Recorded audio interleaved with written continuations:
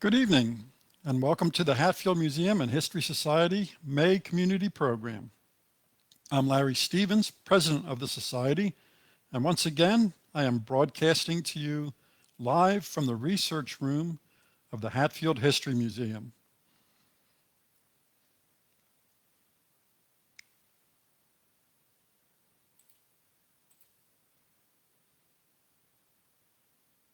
There I am. Now don't panic, the video didn't freeze. I'm trying a few new things tonight to hopefully improve both the sound and the picture quality of the presentation. But one thing I haven't figured out with the new setup is how to also use the webcam. So this is just a picture of me from our last community program. If you haven't visited the museum yet, we would love for you to see it. To schedule your visit, go to our website, hatfieldhistory.org, or give us a call at 215-362-0428. If you would, take a moment and write us a quick comment to let us know that you're watching and where you're watching from. And if you would like to make a donation tonight to support the work of the Society and the Hatfield History Museum, there should be a donate button or a link somewhere on our page here to help you with that. So again, I welcome you and I hope that you enjoy tonight's program. This evening's program is titled, We Will Remember Them, a tribute to those who made the ultimate sacrifice. Tonight, with Memorial Day less than a week away, I hope to make that day mean a bit more to you by introducing to you the best that I can, the Hatfield men who have lost their lives in service to their country. While researching for this program, I made a surprising discovery. The United States has been involved in war, rebellion, or conflict of some fashion for most of its existence, ever since the start of the American Revolutionary War back in 1775. In fact, the United States was involved in 52 conflicts in the 19th century, 27 in the 20th century, and 10 so far in the 21st century. My program this evening, though, will focus on the major 20th century wars since, to my knowledge, those are the ones in which Hatfield men have lost their lives. Hatfield life in the early 1900s was good. While most of Hatfield Township was still made up of large farms, the tiny young borough of Hatfield, formed in 1898, was slowly growing with textile manufacturing as its chief industry. When this photo was taken around 1914, the Hatfield hosiery mill and the Myers and Obermeyer pants factory were operating in the building on the left, and the Townsend Manufacturing Company, a manufacturer of edging and lace for underwear, was in the building on the right. The large George S. Snyder Mill also played a big role in the borough's growth. By 1914, Hatfield Borough had, for some time, had the distinction of being known as Turkey Town because of the huge annual turkey auctions held here.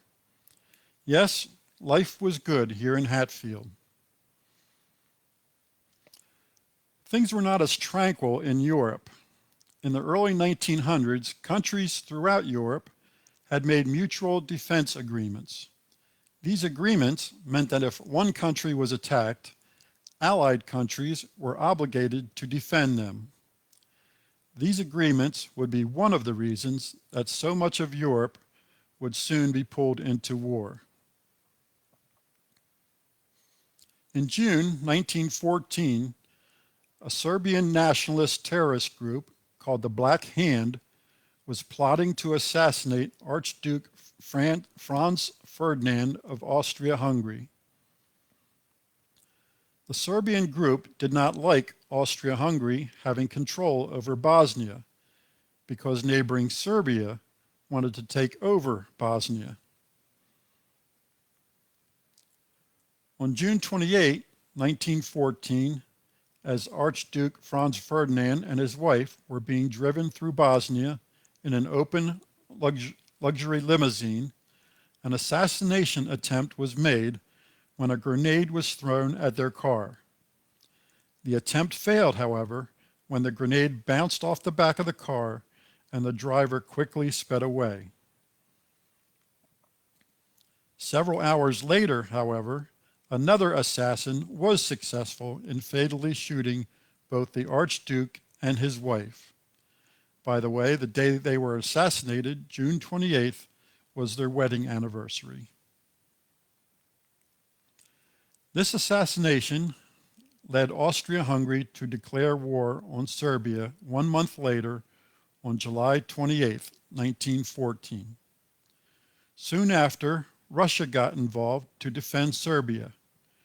Germany, an ally of Austria, seeing Russia mobilizing, declared war on Russia. France was then drawn in against Germany and Austria-Hungary. Germany attacked France through Belgium, pulling Britain into the war. And then Japan entered the war as well. This newspaper headline summed up the situation quite well. War declared by all. Meanwhile, the United States, under President Woodrow Wilson, was very determined to remain neutral throughout the conflict, which it saw as a European affair. Over the next couple of years, however, events occurred that made it very difficult for the U.S. to remain neutral. One factor that had a major influence on American public opinion was the invasion of neutral Belgium and stories of German atrocities in that country, which shocked and outraged Americans. Stories of unarmed civilians being killed and small towns being destroyed circulated throughout the press. These stories left a strong anti-German sentiment among Americans.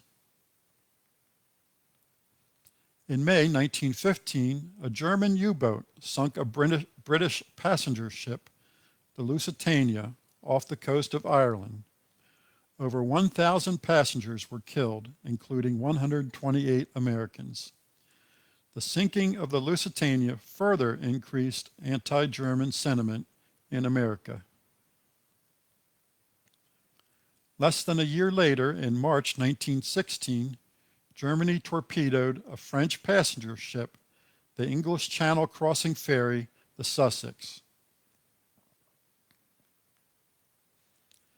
By 1917, Woodrow Wilson's policy and public opinion changed in favor of the U.S. entry into the World War, and in April 1917, angered by attacks upon its ships in the Atlantic Ocean, the United States declared war on Germany.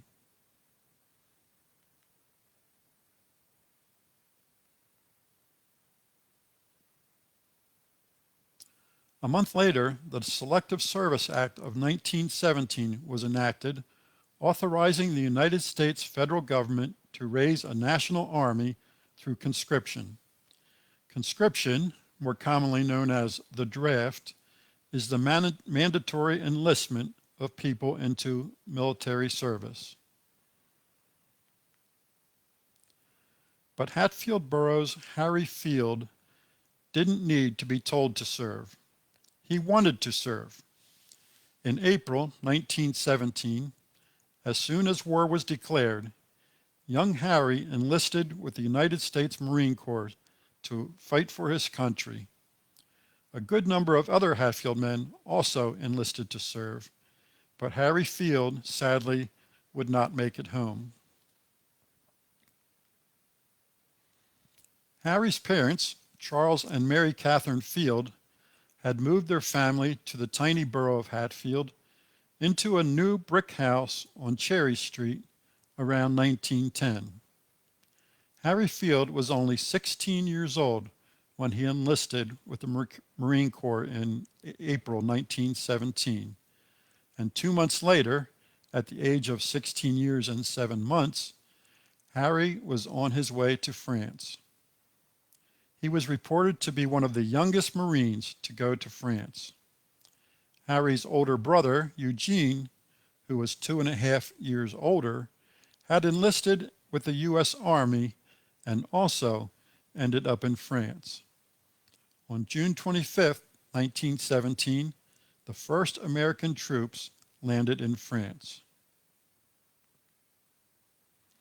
On November 3, 1917, German troops overran an isolated Allied outpost near the French city of Verdun, killing 3 men from the 16th Infantry who had slipped into the trenches for their combat debut only hours before. These were the first U.S. casualties in the Great War. All 3 were buried near where they had died, amid the beautiful rolling hills of northeastern France. This was as it should be, U.S. General John Pershing believed. There was no time to bring fallen soldiers back to the States, he said, nor any space on ships crossing the Atlantic. And he couldn't bear to think of mothers opening caskets to see their boys ravaged by war. Within days, however, the War Department discovered that the families and friends of the dead thought much differently. Letters and telegrams arrived in Washington asking when the soldiers' remains would be shipped home, as large funerals had been planned. It didn't matter that the men had died an ocean away or that the war was still going on. They wanted their loved ones brought home, but they would have to wait. Back at home in November of 1917, there was a concern that folks would have to go without a turkey on their Thanksgiving table that year. With the country embroiled in the World War and reports that hundreds of thousands of pounds of turkey were killed to feed our soldiers, it was feared that no turkeys would be available for the big Hatfield turkey auction. Turkey King Milton Benner saved the day, though, and managed to arrange for 1,300 big fat turkeys, more than 600 chickens, 200 ducks, and some guinea hens to be shipped to Hatfield from Virginia in time for the November 22nd auction. Back in Europe, Harry and Eugene Field regularly wrote home to their parents. But of course, there was quite a delay in mail delivery from Europe to the U.S. back then. On the last week of June 1918, Charles and Mary Catherine Field received a much anticipated letter from Harry. It had been almost 2 months since his last letter. They were glad to see that his writing seemed to indicate that he was in good spirits. "The war will soon be over," he wrote. "The Marines are going into the trenches." On July 1st, 1918, a week later, Mr. and Mrs. Field received another communication, the one that no parent of a soldier wants to receive, the dreaded Western Union telegram, like this one seen here. Their son Harry had died in early June of wounds received in battle. He was only 17 years of age, and sadly, his body was never recovered. Fortunately, Brother Eugene did survive the war and was able to return home to his family. Charles and Mary Catherine Field erected a monument in the Lansdale Cemetery for their lost son. The inscription reads, "Harry J. W. Field, November 18, 1900, June 6, 1918, 49th Company, 5th Regiment, USMC, killed in action, World War, buried in France." Harry Field was the only known World War I casualty from Hatfield. The fighting continued in Europe, with the exhausted and demoralized troops continuing to plod along. A deadly outbreak of the Spanish flu, which broke out in February of 1918, took heavy tolls on soldiers of both sides. Eventually, countries on both sides began to lose control as they experienced multiple mutinies from within their military structures. On November 11, 1918, the Germans signed an armistice in which they agreed to surrender their arms, give up much of their navy, and evacuate occupied territory. By the end of the war, over 17 million lives had been lost. American losses were modest, though, compared to those of other countries, with only 500,000 deaths of the 4.7 million men who served. And less than half of those U.S. deaths, only 53,402, were from combat. Most died from disease, largely from the Spanish influenza epidemic. With the war over, U.S. military leaders began struggling with the idea of reclaiming the more than 70,000 men that had been buried in temporary battlefield graves and having them shipped to the U.S. They knew that the relatively small-scale effort to reclaim just a few thousand dead from previous foreign conflicts had been quite difficult and costly. Powerful U.S. figures, including General Pershing and much of the military leadership, argued that burying servicemen at the battlefield with their fallen comrades offered the greatest glory. Thousands of Americans thought differently, however, and demanded that the government bring home their dead. A compromise was eventually forged.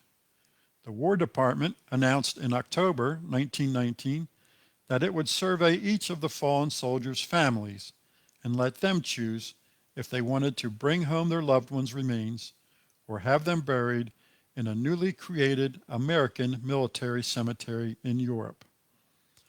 Ballots were sent to nearly 80,000 families, and in kitchens and living rooms across the country, the bereaved sat down to decide how best to honor their loved ones.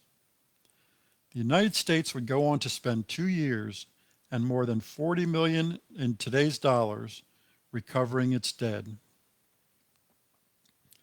The remains of 46,000 soldiers were returned to the United States at their families' request, with another 30,000, roughly 40% of the total, laid to rest in American military cemeteries in Europe.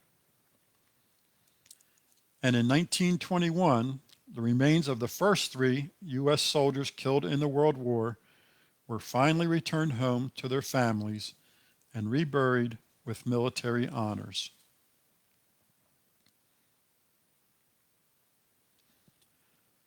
Here in Hatfield, a war memorial was established on the lawn in front of the Hatfield train station in memory of all of the Hatfield boys that served in the World War. In 1929, the Hatfield Chamber of Commerce, which organized 2 years earlier in 1927, was instrumental in securing 2 machine guns and a trench mortar to be placed at the War Memorial. Later that year, in October 1929, the great stock market crash saw the Dow Jones Industrial Average lose 36% in just 5 days, and the beginning of a very dark period in U.S. history, the Great Depression.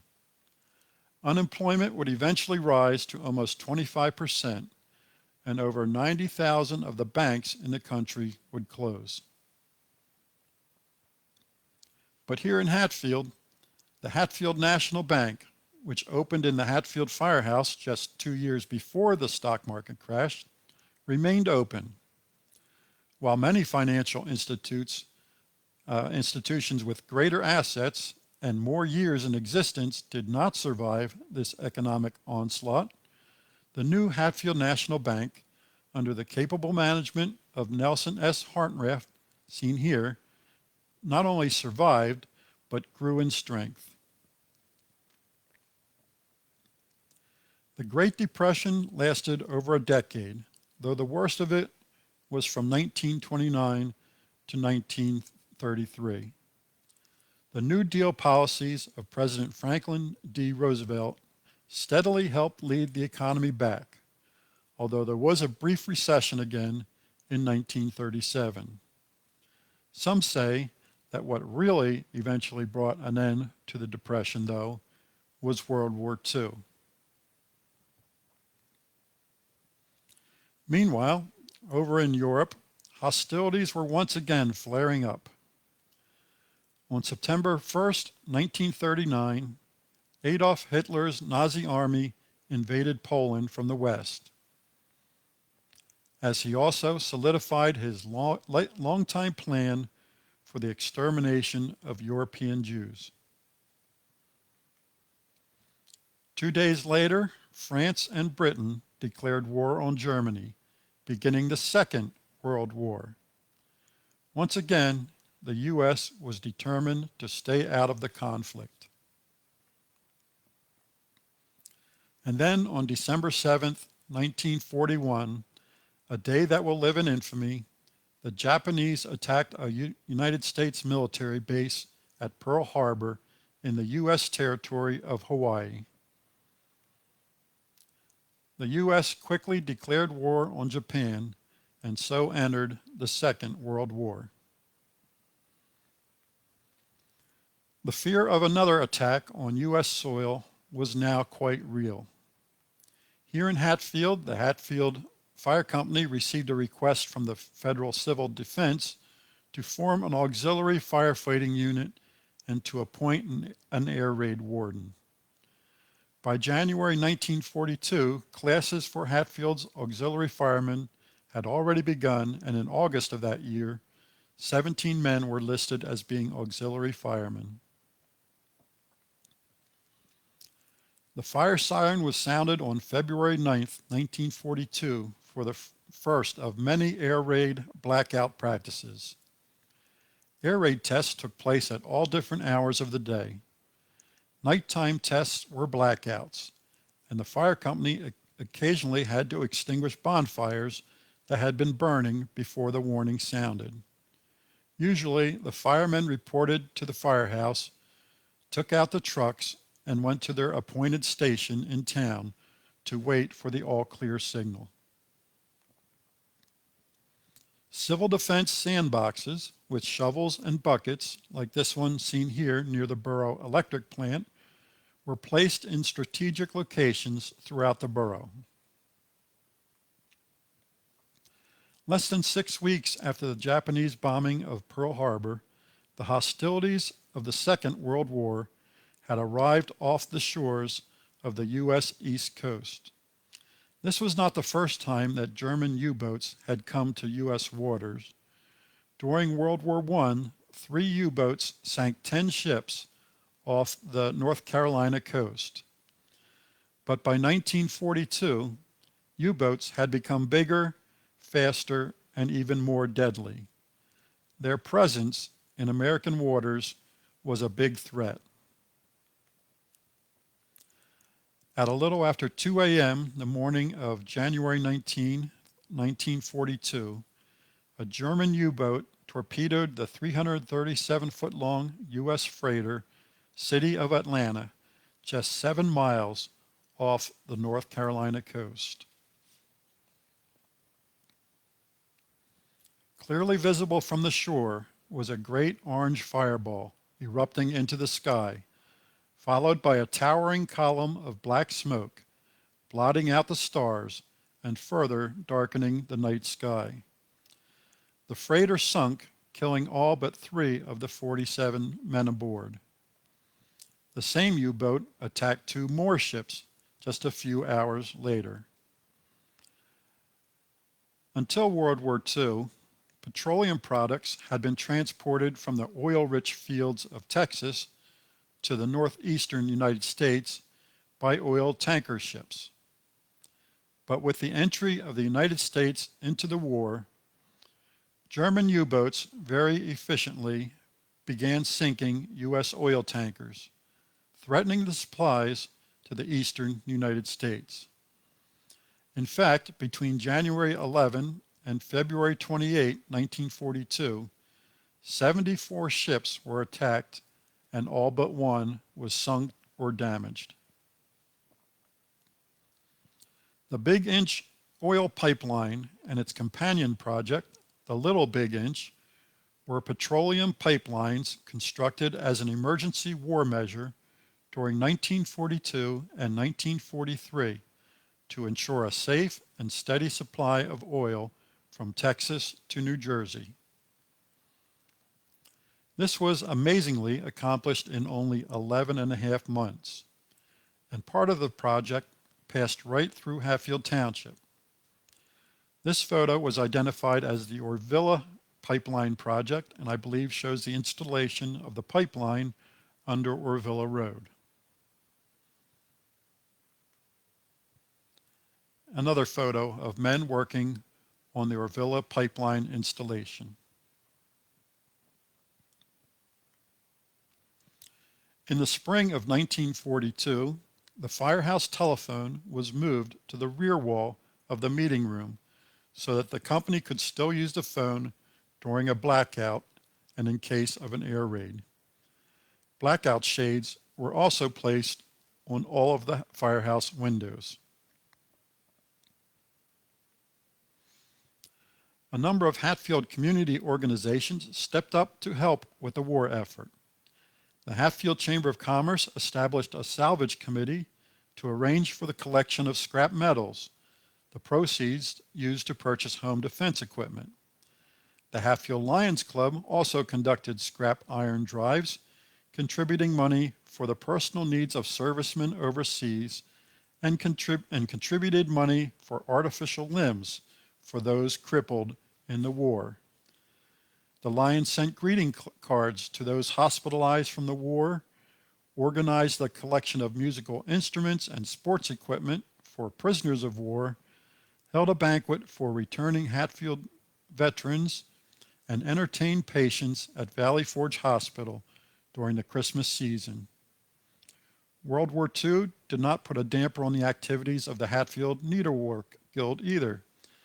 Instead, each director was asked to secure 3 garments instead of 2 from each contributing member in case of a war emergency here at home.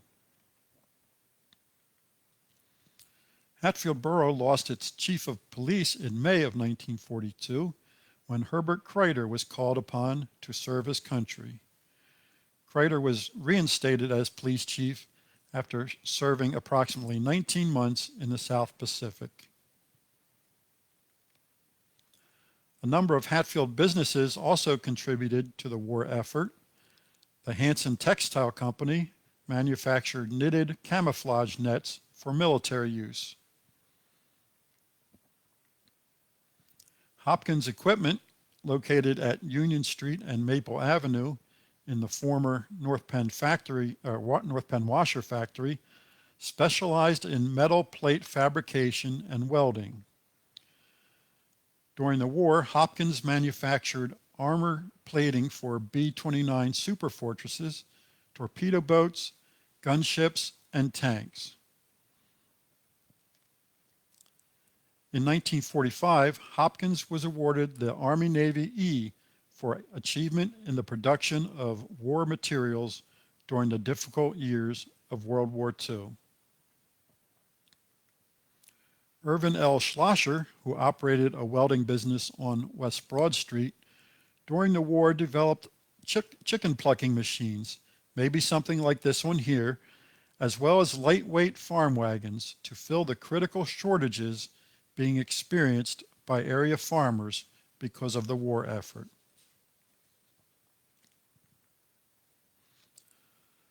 The first Hatfield casualties of World War II came on February 15, 1943. John A. Gallagher and Ralph J. Sheridan were both killed while serving in the Merchant Marines aboard a tanker vessel, the Atlantic Sun.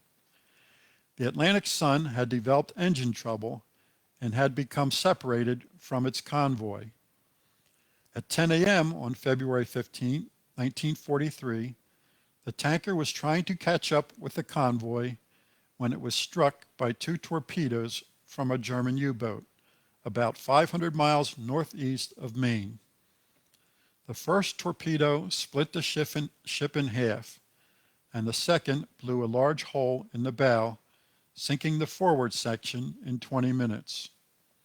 The after section still appeared sound enough to be taken into port under power. After the ship broke in two, 22 men, led by the chief officer, abandoned the after section. They returned 2 hours later, reboarded the after part of the ship, and went below to change their clothing. 30 minutes later, with the men still below, a third torpedo struck near the stern post, causing the stern to sink 30 minutes later. After the hit, a lifeboat with 8 men cleared the ship, half swamped and without oars. Others went over the side and into the sea just before the ship turned over, keel up, and sank. John A. Gallagher was 18 years of age, serving in the Merchant Marine as a messman on the Atlantic Sun when it was torpedoed. He had lived with his parents, George and Elizabeth Gallagher, on Walnut Street in the Fortuna section of Hatfield Township. Although his body was lost at sea, his name appears along with his parents on this memorial stone in the Lansdale Cemetery. It was a difficult year for George Gallagher, as you can see that he also lost his wife that same year. Ralph James Sheridan was a 1938 graduate of Hatfield High School. In October 1940, he registered for military service at age 21. At 23 years of age, Ralph was serving in the Merchant Marines as a utility worker on the Atlantic Sun. He had served in the Merchant Marines for more than 2 years when his ship was torpedoed and sunk on February 15, 1943. Ralph's parents were Mr. and Mrs. Charles Sheridan, who lived at Cowpath Road and Walnut Street, Hatfield Township. He had 3 brothers, Clarence, Herman, and Albert, and 1 sister, Alice. The first Decoration Day observance in the United States was on May 30th, 1868, when mourners honored the Civil War dead by decorating their graves with flowers. This circa 1911 photo shows a business float ready for a Decoration Day parade here in Hatfield. That's Frank Koffel, co-owner of the Koffel and Hunsberger dry goods store, seen at the left, standing by a team of horses hooked up to a wagon in front of the South Hatfield store at Main and Vine Streets in Hatfield Borough.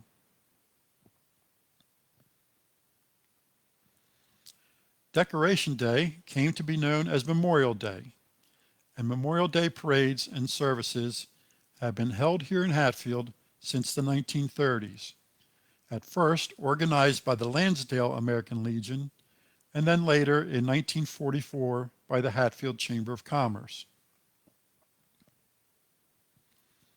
These photos are from an early 1940s Memorial Day parade. They were taken on South Main Street, just below Lincoln Avenue. I would think that would be the Hatfield High School band, likely playing an appropriate patriotic tune for those observing the parade. The men of the Calmer Volunteer Fire Company joined in on the parade.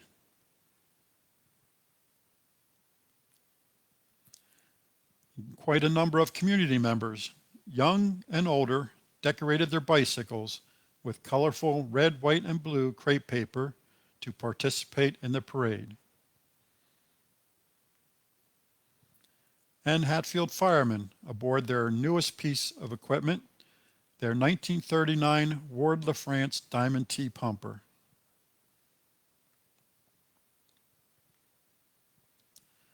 At the end of the parade route, folks would gather near the War Memorial on the train station lawn for a Memorial Day service, ending with a 21-gun salute.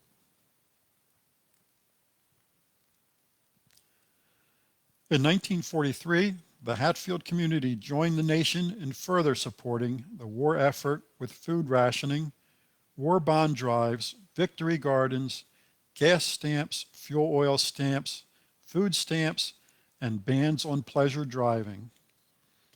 The Hatfield Chamber of Commerce did its part in these efforts by sponsoring a victory garden, the ground for the project provided by Hatfield manufacturer Robert L. Kaler.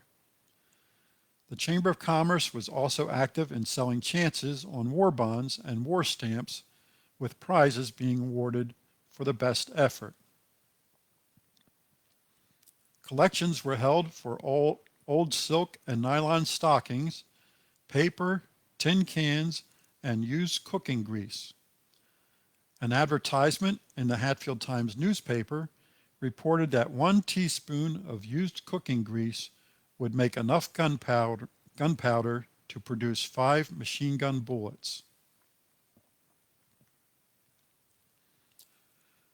The Hatfield Defense Council was organized in 1943, with Nathaniel R. Brown as chairman. One of the council's primary tasks was to establish the fire siren air raid signals. The hurriedly constructed Big Inch oil pipeline, constructed in 1942 and 1943, was not without its problems. Unfortunately, a section of the pipeline project, starting in Phoenixville and heading northeast through Hatfield, was plagued with problems due to defective pipe. In the fall of 1943, the Hatfield Fire Company responded to several emergencies caused by breaks in this section of the line. Fortunately, none of the breaks occurred here in Hatfield, but the fire company did respond to breaks in Copesville and Skipback to help prevent fire from breaking out during leaks there. On October 13, 1943, Mr. and Mrs. Charles Sheridan of Hatfield suffered an additional loss with the death of another of their sons, Herman. 8 months earlier, their son Ralph was killed when the Atlantic Sun was torpedoed. Herman was a 1939 graduate of Hatfield High School. After high school, Herman enlisted with the Army Air Corps on September 3, 1941, and he served as a rear gunner on a bomber. U.S. Army Sergeant Herman E. Sheridan, age 22, was reported missing in action while operating in the Latin American area. Now, when we think of World War II, we don't generally think of Latin American countries as being involved. But after the entry of the United States in the war, some Latin American countries provided temporary military bases, stepped up production of strategic materials, and collaborated with the United States in anti-submarine and other defense operations. Mr. and Mrs. Sheridan, who lived at Cowpath Road and Walnut Street, Hatfield Township, were quite puzzled, though, when they received news that Herman was missing in action in the Latin American area, since the last letter home written by him was dated just a day or two before he went missing, and at that time he was believed to be in the Solomon Island area. The military report stated that Sergeant Sheridan's plane, while on a search mission, was forced down in the Pacific Ocean after experiencing a critical situation which resulted in the loss of his life. The military recorded the circumstances attributed to his death as DNB, died non-battle. U.S. Army Sergeant Herman E. Sheridan is interred in the Carrazal American Cemetery in Panama, the final resting place for many American veterans who lived, and died in the Panama Canal Zone. By March of 1944, it seems that perhaps Hatfield Borough officials had pretty high hopes of the war soon coming to an end, as they began discussing the need for additional capacity at the borough electric plant to prepare for the expected high post-war demands. It was recommended that they replace one of the 75 kilowatt engines with a 300 kilowatt engine. The invasion of Normandy, France on June 6, 1944, often referred to as D-Day, was a major turning point in the war. This forced the Germans to fight the war on two fronts, a very difficult task for their military. By the end of June 1944, about 1 million Allied troops had reached France. In 1944, the Hatfield Lions Club constructed an honor roll recognizing all of the Hatfield men and women who served in the Second World War, and erected it on the front lawn of the Hatfield Joint Consolidated School. This is a great, clear photo of the honor roll, and if anyone who had a relative from Hatfield that served in the war would like a copy, just send an email to the museum at hatfieldhistory@comcast.net, and we would be happy to send you a copy. If you blow that up enough, you can easily read all of the names on the honor roll. On the afternoon of August 27, 1944, a dedication ceremony for the honor roll was held. The Hatfield High School band opened the ceremony playing the Star-Spangled Banner.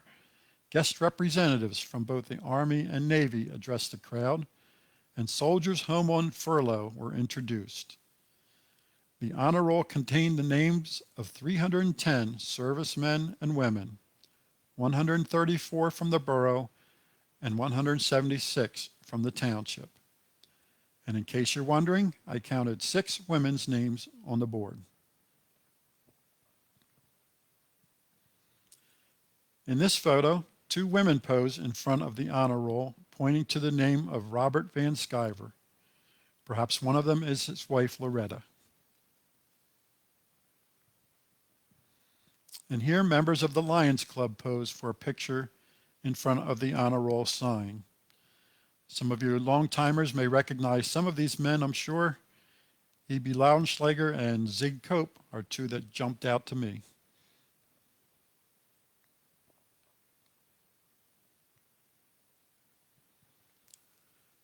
On March 12, 1945, Private Robert K. Miller, age 18, of the 5th Marine Division of the U.S. Marine Corps, was killed in action at Iwo Jima in the Pacific Islands. He was buried in the Marine Cemetery at Iwo Jima until April 1948, when his body was returned to Hatfield, arriving on April 29th by government hearse, accompanied by military escort. After a service held at Heidelberg Church, Private Miller was interred at the Hatfield Cemetery. The death of Private Miller, the son of Mrs. Mary Miller Behofist and John R. Miller, marked Hatfield Borough's first World War II casualty. He had lived with his mother on East Lincoln Avenue.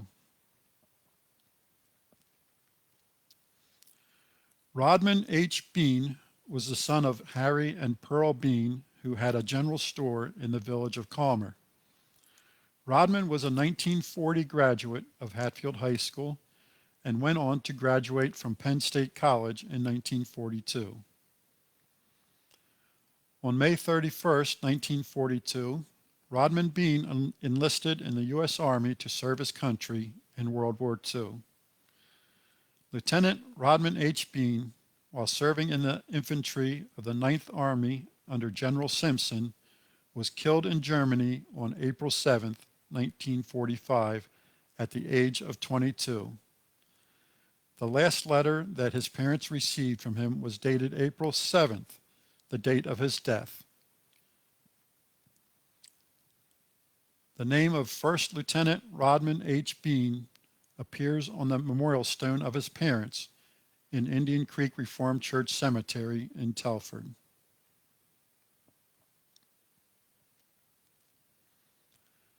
Harry F. Clugston, whose family lived at 34 North Market Street in Hatfield Borough, enlisted in the U.S. Army in May 1943 and served with the 161st Airborne Engineer Battalion. Military hospital records indicate that Harry sustained a non-battle knee injury from a fall in July of 1944.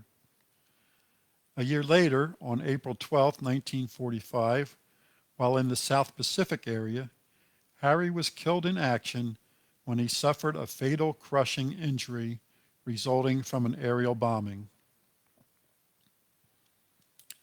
PFC Harry F. Clugston was interred in the Newville Cemetery in Newville, Pennsylvania.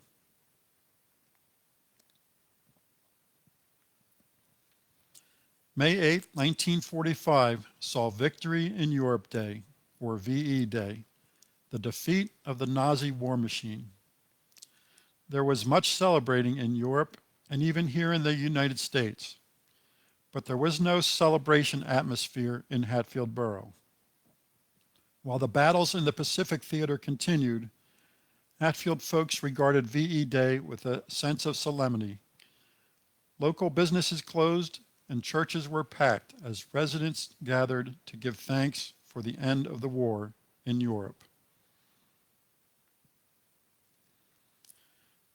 2 days after VE Day, Hatfield lost another son. William Henry Skip Wimmer lived at 103 East Broad Street, Hatfield Borough, with his parents, Harvey and Emma Wimmer. Bill graduated from Hatfield High School in 1940 and went on to attend college at Muhlenberg. When Bill saw that all of his brothers had joined the Army, he decided he had to too. So he quit college on June 30th, 1942, at the age of 19, and enlisted in the Army to serve his country in World War II. Bill was put in the Air Transport Command of the Air Corps and was a member of the crew aboard a big cargo plane flying men and supplies between Brazil and North Africa. On May 10, 1945, 22-year-old William Skip Wimmer was killed in action when his plane was flying across the South Atlantic and crashed on Ascension Island, a tiny island in the middle of the South Atlantic. His plane was to land on Ascension Island to refuel, but it missed the runway and crashed. Private First Class Wimmer is interred in the Hillside Cemetery in Souderton. Back in 2013, Bill's brother, Warren Wimmer, wrote some of his wartime memories, including when his family received the dreaded telegram. He wrote, quote, "I think back to when the telegram came to our front door. Mother answered the door. The telegraph operator was at the door. He said, 'Is Harvey home?' He wanted to deliver the telegram to my dad. Seeing the telegram, she thought she knew what it was about. One of her 4 sons had been killed. She thought she could handle it and didn't want to wake Dad with such bad news. He works nights and is sleeping. I'll take it," she said. When she saw it was Bill who was killed, it was too much for her. She ran up the stairs shouting and crying, "Harvey, it's Bill. Harvey, oh Harvey, it's Bill." She fell on the bed crying alongside of Pop. I often wonder how my parents handled it when they saw 4 of their boys leave for the war in such a short time. End quote. There are a few veterans that we are short on information for. Walter G. Sauerwald was born in 1907 to Fred and Katie Sauerwald. Walter lived with his parents well into adulthood at 257 Bethlehem Pike in Treewigtown Village, Hatfield Township. He had two adult brothers and a sister-in-law that also lived in the family home. On June 9, 1942, at the age of 35, Walter enlisted to serve as a warrant officer. A year later, it seems that he was hospitalized from May to August 1943 and diagnosed with Hodgkin's disease. He was given a discharge for disability occurred in the line of duty. The date of Walter G. Sauerwald's death is unknown, but was sometime prior to 1958. It is assumed his death was the result of Hodgkin's disease, occurred in the line of duty. In this 1958 photo of the War Memorial, we see a cross that bears the name of Joseph T. Zaldo. I was able to find absolutely no information on Joseph Zaldo, so if anyone has any information on this veteran, please be sure to share it with us. And in the same 1958 War Memorial photo, I counted 10 crosses around the memorial, but I only have 9 names. So if you know of another World War II veteran that made the ultimate sacrifice that I haven't mentioned, please let me know. The 1945 Hatfield Memorial Day Parade was the largest one in many years, with more than 500 people participating in the parade and more than 750 attending the service at the Railroad Plaza. There were also 2 Gold Star mothers in attendance. The term Gold Star Mother refers to the mother of a United States Air Forces member that had died while engaged in action against an enemy. The Gold Star mothers that participated in the 1945 Memorial Day Parade and service were Mrs. Mary May Miller Behofist and Mrs. Harvey Wimmer.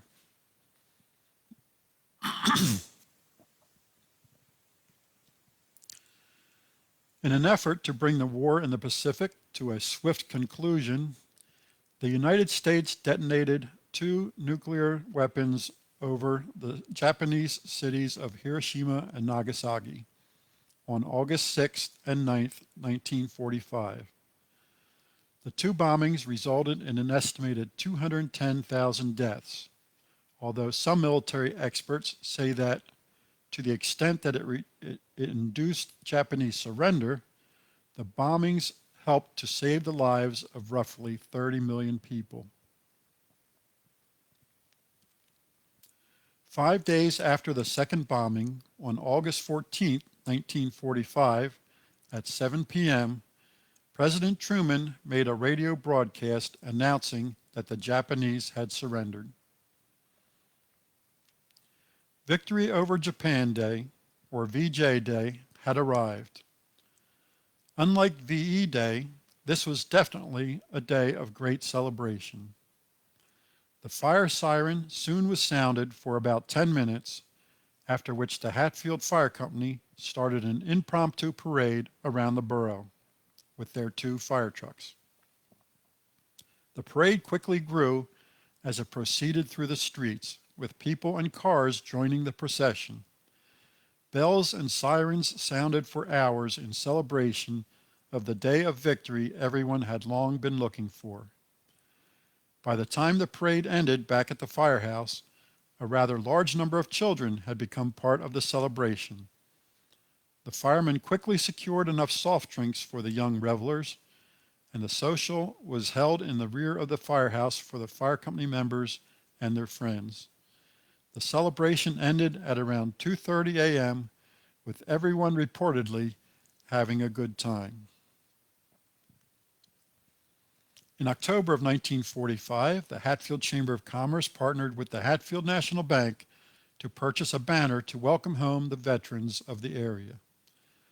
The United States military began a 6-year recovery effort to return 359,000 American dead, scattered all around the world, back to their families. Their efforts yielded the remains of 281,000 fallen soldiers, while nearly 80,000 were missing in action, most lost at sea. In January of 1946, interested residents of Hatfield Borough and Hatfield Township began meeting to discuss an appropriate way for honoring the veterans returning from serving in World War II and formed the Hatfield War Memorial Committee. Excuse me. Some of the suggestions at the first meeting were a big banquet for the boys coming home from the war, a monument, a park, or a war memorial building to be used by the various community organizations. For a couple of years, the committee looked at various options and eventually decided to construct a community building as a war memorial. In 1949, the group discussed disbanding since the community did not seem to want to financially support its work. The group did eventually disband and donated its treasury, approximately $4,100, to the Hatfield Scout Cabin Fund. Prior to 1946, the Hatfield boys had served in World War II belonged to a group known simply as the Hatfield Veterans.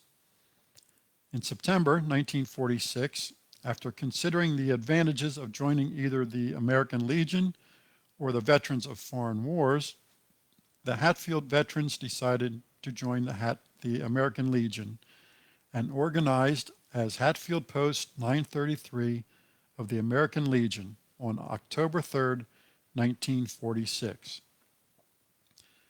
In 1947, the newly established Hatfield American Legion assumed the responsibility of hosting the Hatfield Memorial Day parades and services, and by the late 1940s, the Legion had obtained the former Hohen Brothers Dairy Farm, a good-sized farm of about 31 acres on Coffle Road, on which they constructed their post home.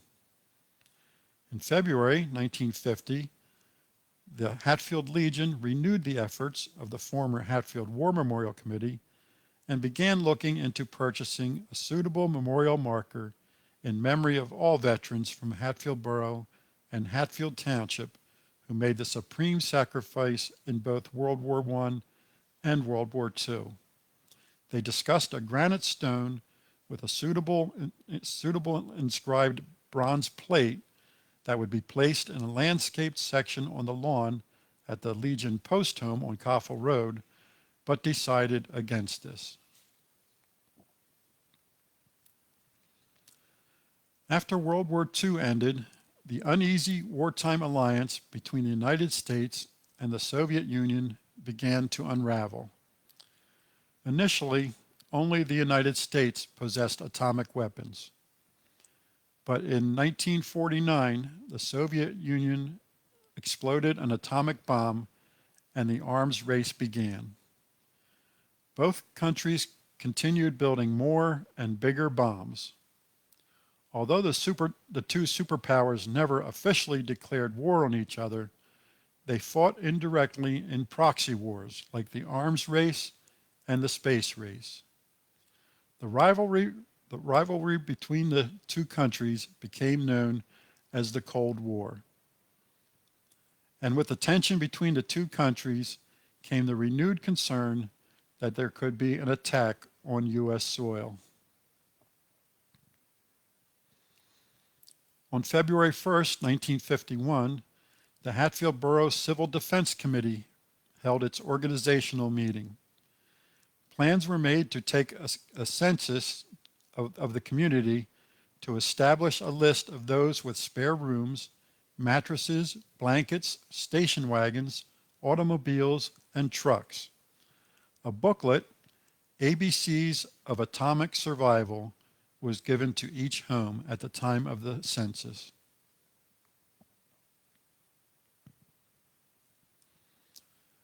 On June 25, 1950, the Democratic People's Republic of Korea, commonly called North Korea, invaded the Republic of Korea, commonly called South Korea, marking the start of the Korean War. 2 days later, June 27, 1950, the United States officially entered the Korean War, supporting South Korea in repelling the invasion of North Korea. Many Americans became a bit more familiar with the Korean War through the popular TV show MASH, which ran from 1972 until 1983.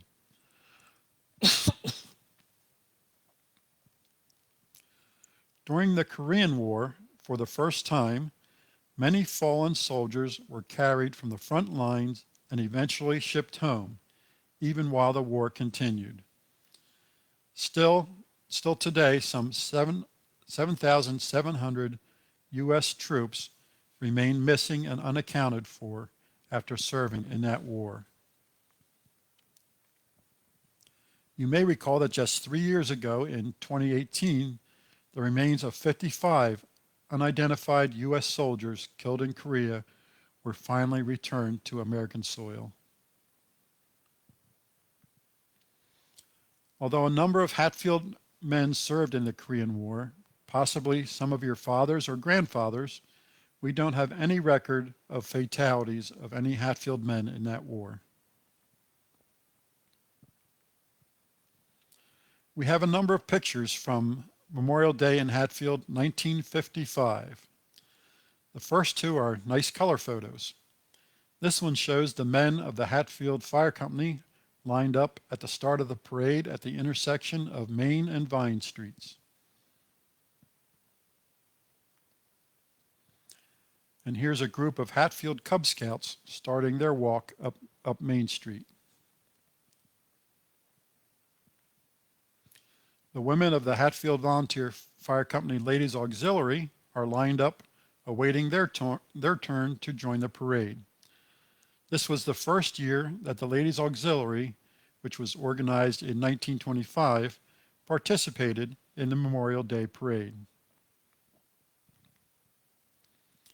Members of Hatfield Brownie Troop 169 waiting on the railroad station property, the end of the parade route for the Memorial Day service to begin.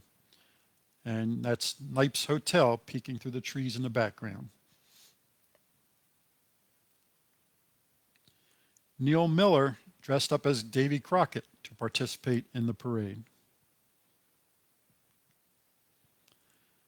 Members of Hatfield Cub Scout Pack 510 also waited patiently for the memorial ceremony to begin. That's Cub Master Donald Hawk there with the boys. These are the members of the Hatfield American Legion's 1955 Memorial Day Parade Organizing Committee in front of the Legion home. They are left to right, Clayton Stauffer, Robert Kriebel, Charles Ferrare, Dorothy Beeler, and Lloyd Mitchner.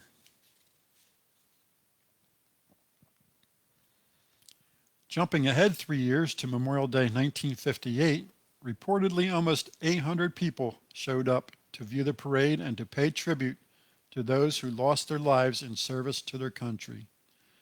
This appears to be the Hatfield American Legion Post 933 starting off the parade, and Emmanuel EC Church is in the background on the right. And this is a nice picture showing the Hiram Stern House that once stood to the left of the church. Members of the Hatfield Volunteer Fire Company marching in the parade.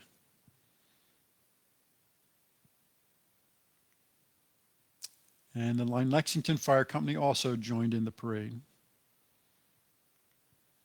I believe this is another neighboring American Legion post participating. And a group of majorettes, I assume, from the Hatfield High School. The parade ended at the War Memorial on the lawn of the Hatfield train station, where a memorial service was then held. Legion Commander Jacob Hottinger is at the podium addressing the crowd as he opens the ceremony. Another view of the 1958 crowd listening to one of the speakers that day. And Detweiler Store is seen in the background. And another picture of the crowd. A bit of trivia, especially for the younger ones that may be watching. All of those flags would have only 48 stars on them. Alaska and Hawaii wouldn't become states until the following year, 1959. Following the memorial service, folks were invited to gather behind the firehouse where the Hatfield Chamber of Commerce provided ice-cold birch beer on tap, along with pretzels and chips.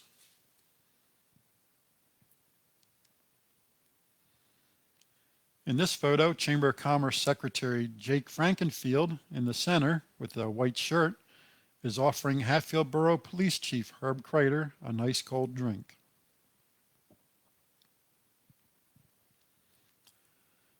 In December 1961, Herb Flossdorf was appointed to the position of Director of Civil Defense for Hatfield Borough, a position he would hold for the next 30 years. The committee, consisting of 16 volunteers, attended 8 weeks of training in auxiliary police procedures, taking radiological measurements and the management of fallout shelters in the event of a nuclear attack.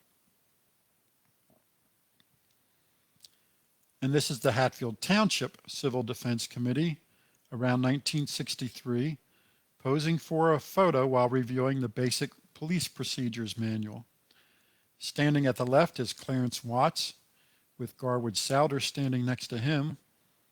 The fourth from the left is Fran Haley, and Francis Devlin is standing next to him in the back.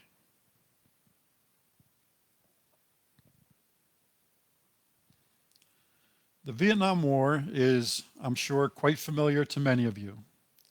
Some may even have served in Vietnam. The Vietnam War was a conflict in Vietnam, Laos, and Cambodia that began on November 1st, 1955.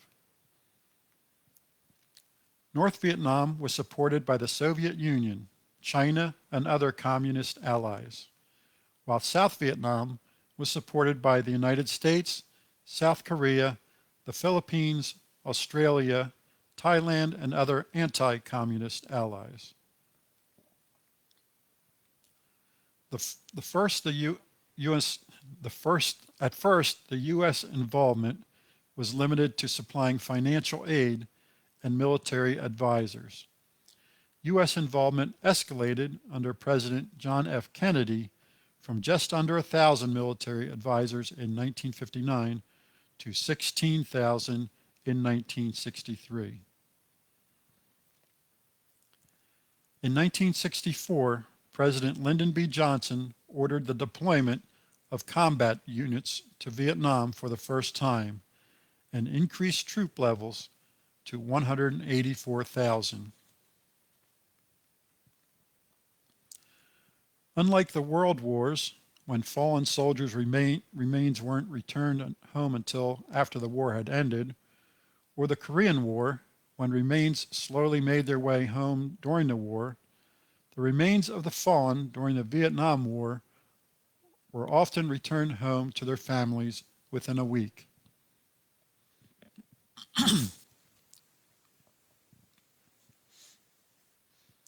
Hatfield's Robert Irvin Moore was only 20 years old when he was killed in action on January 10, 1968, 8 months after arriving in South Vietnam.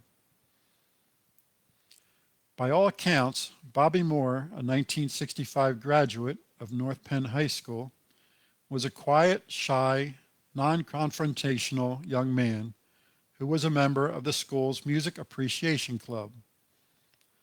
Bobby was a member of the Heidelberg United Church of Christ in Hatfield, and after graduation was employed at William M. Wilson's Sons Incorporated in Lansdale, a manufacturer of gas boy electric gas pumps. Robert Moore, a member of the 2nd Platoon of Company C, 9th Infantry Division, arrived in Vietnam on May 30th, 1967, and immediately was sent out on hazardous search and destroy missions in the river area. After 6 months in country, Bobby was scheduled for a leave on December 6, 1967, but it was postponed and never took place. In his last letter home to his parents, Bobby Moore wrote in reference to a reported temporary halting of bombing and fighting, saying, "The New Year's truce seems to mean a lot to the folks back home, but it means nothing over here." The Army Specialist 4 reported that he was the last survivor of his platoon. He wrote, "I am the only one left. All the others have been wounded or killed. So far I have escaped. It is all new fellows I am taking out on patrol to show the ropes." Friends that knew Bobby couldn't imagine him being thrust into the leadership role he was forced to play. Robert was reported missing in action while on patrol on a search and destroy mission, and the Army later notified his parents that his body had been recovered and positively identified. His death was attributed to gunshot wounds. Robert Moore was buried at St. Stephen's Cemetery in Percy, and he was posthumously awarded the Purple Heart, National Defense, Vietnam Service, and Vietnam Campaign medals. Here is his name on the Vietnam Veterans Memorial Wall.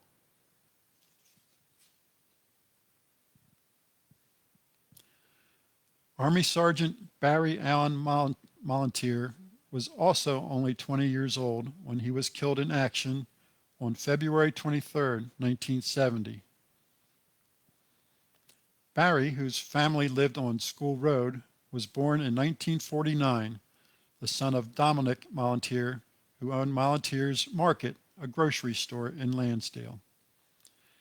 Barry was a 1967 graduate of North Penn High School, where he ran track for 3 years, but he was especially skilled in high jumping. And after graduating, he worked as a mail clerk at Link Belt Company in Calmer, with plans of going on to college. But the draft cut those plans short, and Barry began his tour of duty on October 9, 1969, serving with Company C, 4th Battalion, 3rd Infantry Regiment, 11th Infantry Brigade. In a letter to a friend, Barry described the landscapes of Vietnam and the relentless rains. He said that he wore the same wet uniform for 2 weeks and it rained so much. He wrote, "It rained from the top, it rained from the left, it rained from the right, it rained upside down, and it rained inside out." Barry was reportedly killed on February 23, 1970 by small arms fire in South Vietnam. He is buried at White Marsh Memorial Park. And here is his name as it appears on the Vietnam Veterans Memorial Wall.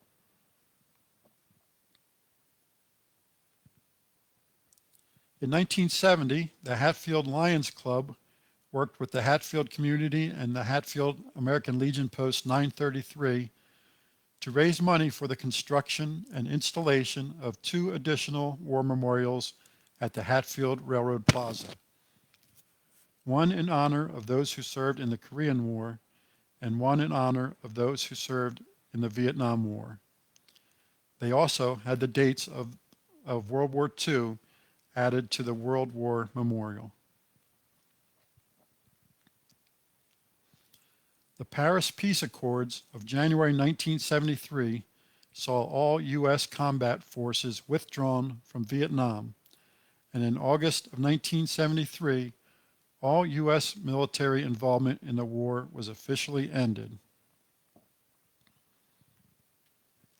Fighting continued for 2 more years when the 1975 Spring Offensive saw the capture of Saigon on April 30th, marking the end of the war. North and South Vietnam were then reunified and became the Socialist Republic of Vietnam, with the whole country being communist.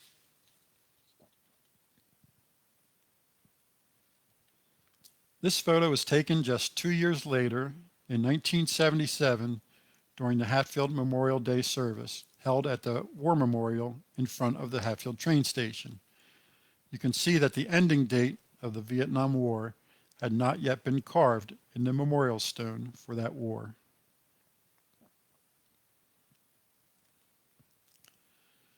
Since Vietnam, there has been the Gulf War in 1990 and 1991 to liberate Kuwait, the Bosnian War from 1992 to 1995, the war in Afghanistan, which started in 2001 and looks like the U.S. involvement may soon be coming to an end, the Iraq War from 2003 to 2011, and others. Fortunately, to my knowledge, there have not been any Hatfield lives lost in any of these conflicts. Hatfield American Legion Post 933 continues to honor the memory of all those who have lost their lives in service to their country with a wreath-laying ceremony at the War Memorial prior to the start of the annual parade, and then with a wonderful memorial service at the Legion home following the parade. Unfortunately, the parade will not be held again this year due to the pandemic, but they plan to resume it again in 2022. They will, however, be conducting a memorial ceremony on Monday at 10 a.m. at the War Memorials. I hope that this presentation has given you a deeper appreciation for all men and women who have served their country in the armed services, and especially for those Hatfield residents talked about tonight that made the ultimate sacrifice. I would like to close by reciting a familiar fourth stanza of the poem For the Fallen, first published in 1914.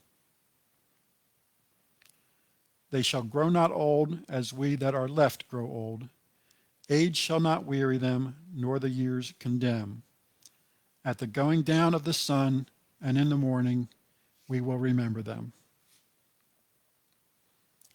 Thanks for watching, and be sure to take time to remember and honor our veterans on Monday. Good night.